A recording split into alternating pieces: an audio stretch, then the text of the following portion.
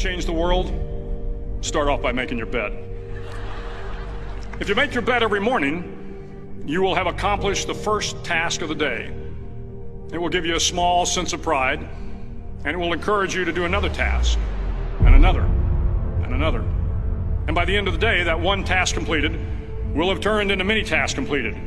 Making your bed will also reinforce the fact that the little things in life matter. If you can't do the little things right, you'll never be able to do the big things right. And if by chance you have a miserable day, you will come home to a bed that is made, that you made. And a made bed gives you encouragement that tomorrow will be better. To pass SEAL training, there are a series of long swims that must be completed. One is the night swim. Before the swim, the instructors joyfully brief the students on all the species of sharks that inhabit the waters off San Clemente. They assure you, however, that no student has ever been eaten by a shark, at least not that they can remember. But you are also taught that if a shark begins to circle your position, stand your ground. Do not swim away. Do not act afraid. And if the shark, hungry for a midnight snack, darts towards you, then summons up all your strength and punch him in the snout, and he will turn and swim away. There are a lot of sharks in the world. If you hope to complete the swim, you will have to deal with them. So if you want to change the world, don't back down from the sharks. Over a few weeks of difficult training, my SEAL class, which started with 150 men, was down to just 42. There were now 6 boat crews of 7 men each. I was in the boat with the tall guys, but the best boat crew we had was made up of the little guys, the Munchkin crew, we called them. No one was over 5'5". The Munchkin boat crew had 1 American Indian, 1 African American, 1 Polish American, 1 Greek American, 1 Italian American, and 2 tough kids from the Midwest. They out-paddled, outran, and outswam all the other boat crews.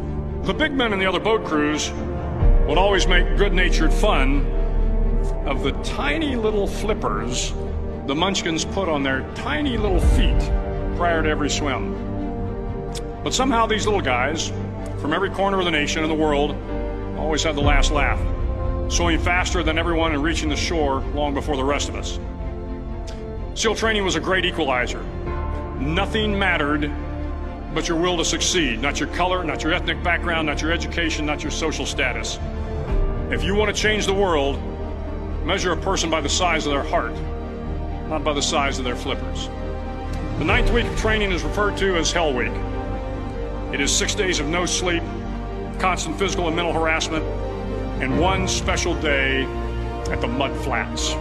The Mud Flats are an area between San Diego and Tijuana where the water runs off and creates the Tijuana Sloughs, a swampy patch of terrain where the mud will engulf you.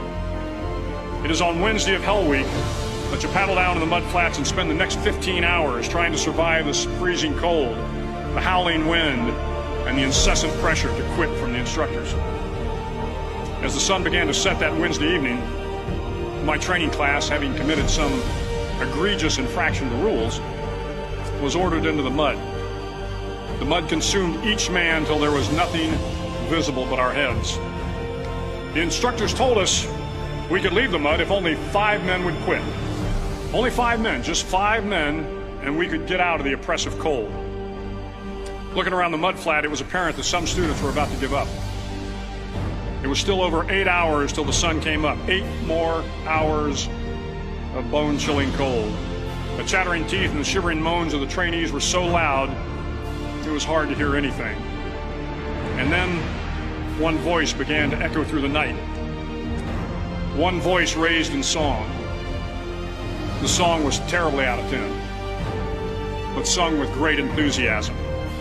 One voice became 2, and 2 became 3, and before long, everyone in the class was singing.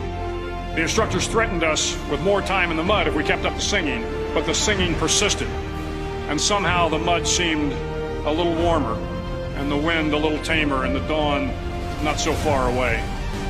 If I have learned anything in my time traveling the world, it is the power of hope. The power of one person, a Washington, a Lincoln, King, Mandela, and even a young girl from Pakistan, Malala. One person can change the world by giving people hope. So if you want to change the world, start each day with a task completed. Find someone to help you through life. Respect everyone. Know that life is not fair and that you will fail often. But if you take some risks, step up when the times are the toughest, face down the bullies, lift up the downtrodden, and never ever give up. If you do these things, the next generation and the generations that follow will live in a world far better than the one we have today. And what started here will indeed have changed the world for the better.